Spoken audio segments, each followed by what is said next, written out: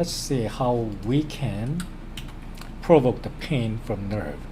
So we finished this part, stretch part, ligament test, and tendon and muscle test. Basically, we stretch this structure to see if there is any ailment, any malfunction of ligament or tendon. And you can press and pinch and check the malfunction of cartilage and bones. And also, you can check nerves. So basically, two different provoking way. Let's see. I will cover these tests for nerve test today: elbow thin-nail sign and tarsal thin-nail sign, and wrist thin-nail sign, and cervical compression test, and CAMS test, and Fallen sign, and SLR test, and slump test. And these are all thin-nail sign. These are all thin-nail sign. You apply thin-nail sign, thin-nail test only when the nerve located right beneath the skin, right under the skin. So this median nerve right under the skin, ulnar nerve right under the skin, and the tarsal nerve right under the skin on the ankle. In case of those nerve problems, injury on a nerve, you can examine them by just tapping it. So you must be familiar with this carpal tunnel syndrome examination, the thin-nail sign, but this is thin-nail sign too. There are ulnar neuropathy. So what kind of change will induce ulnar neuropathy?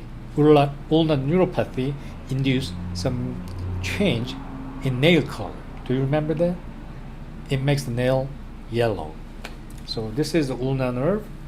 Go through this pinky and half of this fourth finger.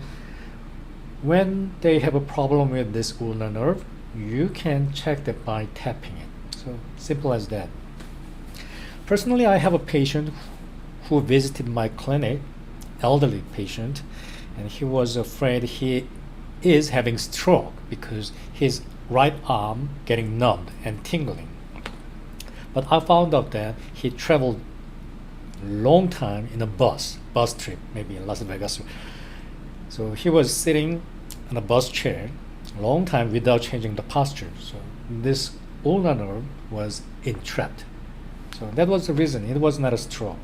But he didn't believe me, and he told me he seems like having a stroke. But he got better just in a couple of hours, and he left my clinic very happily. And there's the disease called Saturday night palsy here. So you can have this kind of neuropathy, and you can simply check that by tapping.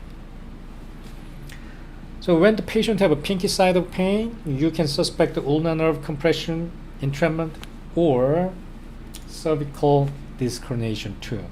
And tarsal nerve, that is not as common as carpal tunnel syndrome, but tarsal tunnel syndrome exists too.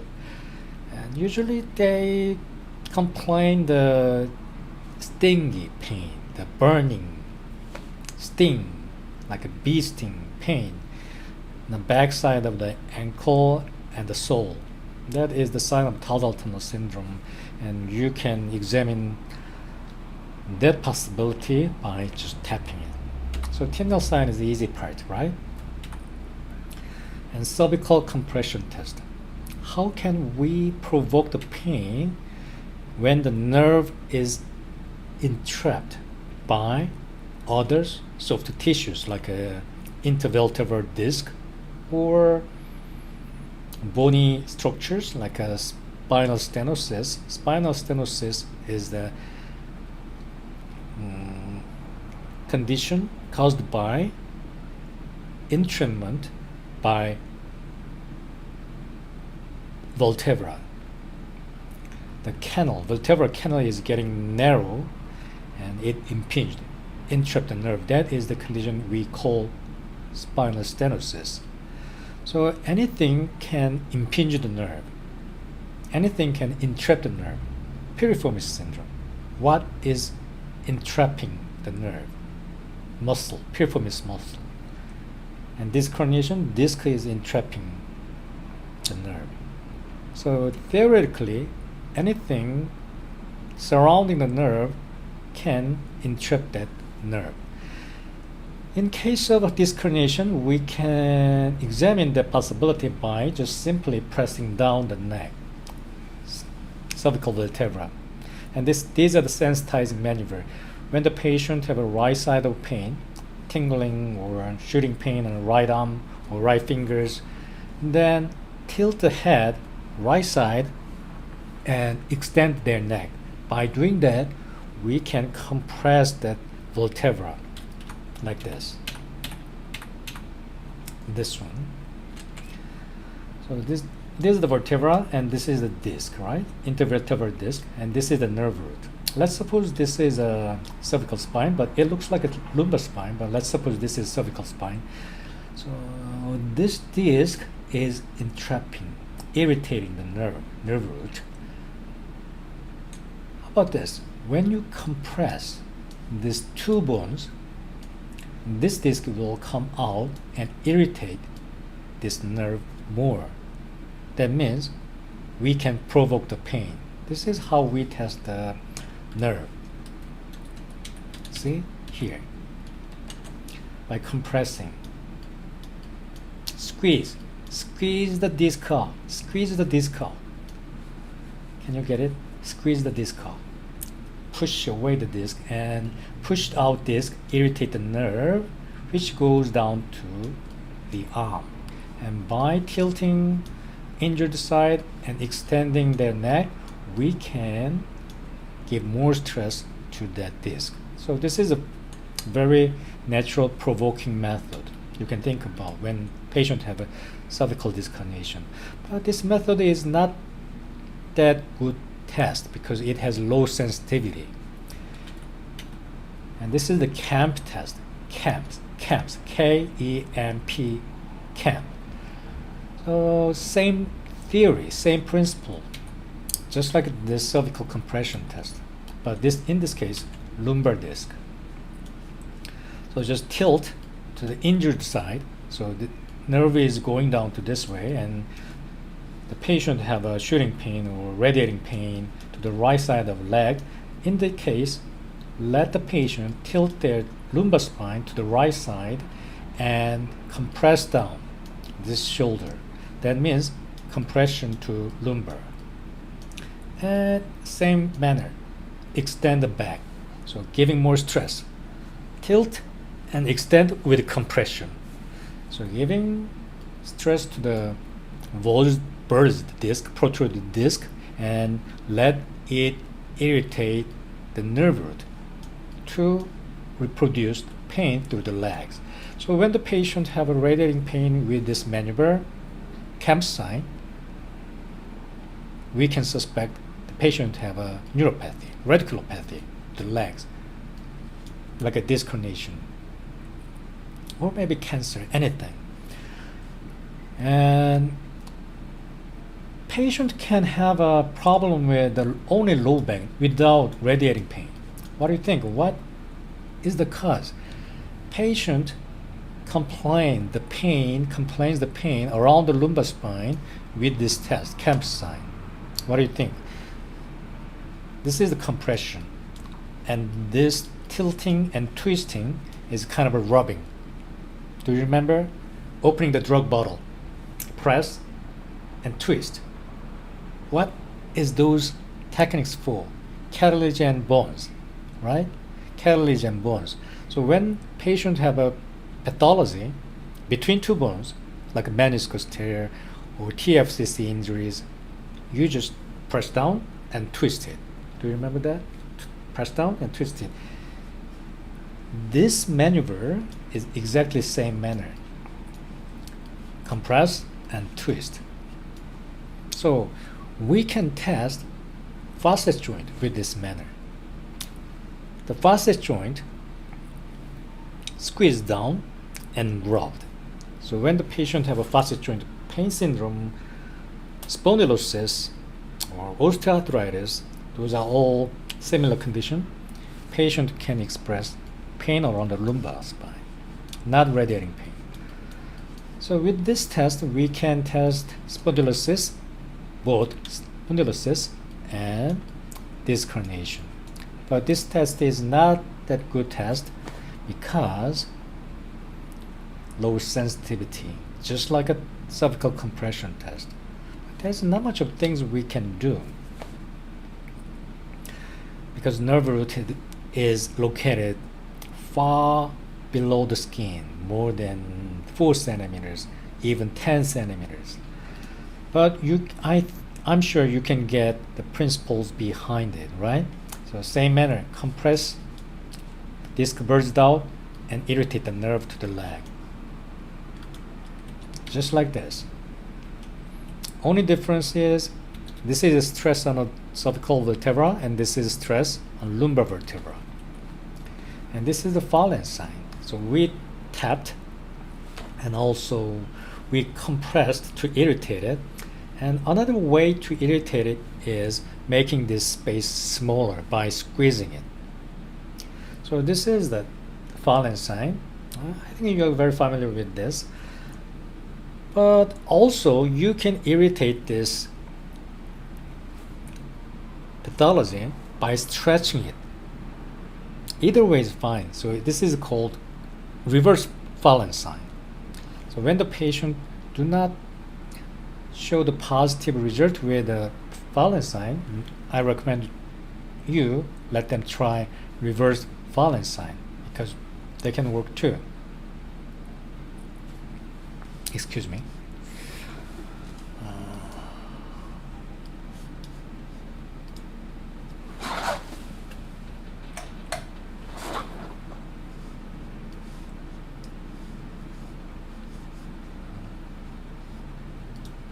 Who's talking? Sorry to missing the last few minutes. Work has been hectic. Okay. So fallen sign and reverse fallen sign, those maneuver is the way of irritating this median nerve. You can squeeze it or you can stretch it. Either way, you can provoke the pain. Either way is fine. Try both. But this one is more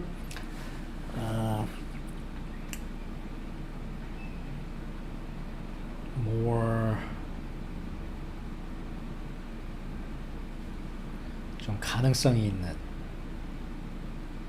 easily detectable for the median nerve injury. So this one is more preferred between clinicians. But when the patient do not show any sign, positive sign with this, you can try this reverse fallen test. See? Compressing it or tapping. They are all irritation of nerve. And there's one more thing I want to discuss with you. These tests are very intuitive, right? You can understand it easily, but this test is not that intuitive. We can irritate this nerve by pulling on both sides, just like a reverse fallen sign. Just like a reverse fallen sign, we can stretch on both sides. And this nerve is surrounded by dura mater. Dura is a very solid membrane, solid, hard membrane surrounding the nerve from the skull to all the way down to spinal cord. And if we pull this nerve on both sides, we are pulling dura mater. Then dura is stretched and the space inside dura get smaller. That means squeezing the nerve. So it is another way of irritating nerve pathology. And second, when you pull on both sides, this nerve will get tightened, getting closer to this bird's disc. Can you get that? So here is a bird's disc, and this is the nerve root. This is spinal cord, and this is the nerve root. when you pull this nerve root from both sides, up and down, it will get closer to bulge disc. That means irritation. So this is the principle behind this SLR test, straight leg raising. So when you raise the patient leg upward, you are pulling the sciatic nerve coming from vertebra, and it goes all the way down to foot. So you are pulling this way. Now how can you pull spinal cord? So this is the way of pulling to downward. And how can you pull this nerve upward? Just like this. And on both sides will increase the sensitivity by flexing the neck.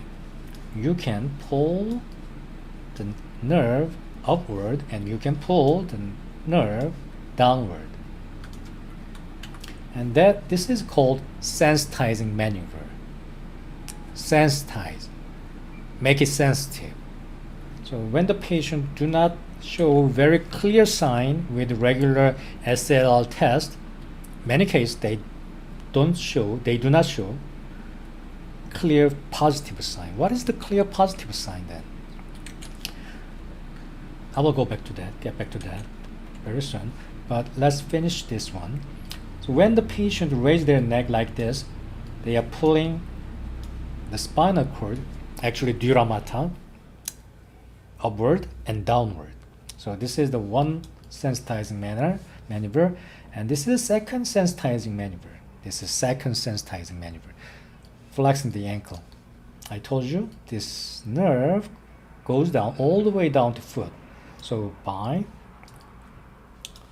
pulling ankle toward the patient can stretch this dura mater more. So make it more tight to irritate the nerve entrapment here.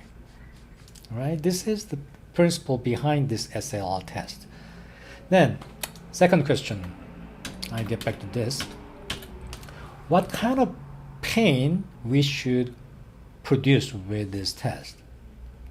Simply neuropathic pain, shooting, electricity, tingling, and numbness.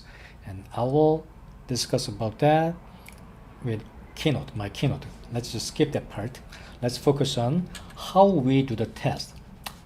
Pulling on both sides. Please remember only that one. So this test, positive test, is only meaningful around here. If the patient have a pain less than 35 degree, that usually does not imply the nerve damage, because just this amount of pulling is not enough to irritate the nerve. It is too small amount of pulling. So at least more than 35 degrees, you can irritate the nerve. And also, if the patient complains of pain more than 70 degree, usually that is not the sign of neuropathy, but that is a tightening of hamstring. Maybe this can be shown in CA board examination or other examination. They think this is very important, but I don't think this is important. It is very different from person to person, so just let's ignore it. So this is a summarized picture. Pulling nerve upward and pulling downward by flexing the neck and raising the leg. This is a very important one. It will be on a final term. Okay. And this is called slump test. And slump test, identical test with SLR test. Only difference is the sequence. First, slump, back is stretched. And second, neck flexion. Deja vu. We saw this just a minute ago, right? And leg raising. So here is the irritation of nerve. We are pulling that nerve from head side and also pulling the nerve from foot side, on both sides, making tightening. 750. Just like this. This is what happens whenever I try to vacuum the living room. Always this cable stuck somewhere. So when I pull it, it is irritated with the legs of chair, right? That is happening. So this is pulling from both sides. It is a wall outlet, and this is vacuum, and this is irritation. This is the Volge's disc, and this is the nerve. So when I pull it, it got irritated. That is what happening with this sequence. Stretching, flexion, neck flexion, pulling, leg raising, pulling. So you can tell this is identical test with SLR test, with sensitizing maneuver. But this test has a strong point because you can stop anywhere in this procedure and you don't have to let the patient down on a bed. That's a strong upside compared to conventional straight leg raising test. This is the way of pulling the nerve on both sides. So that's it.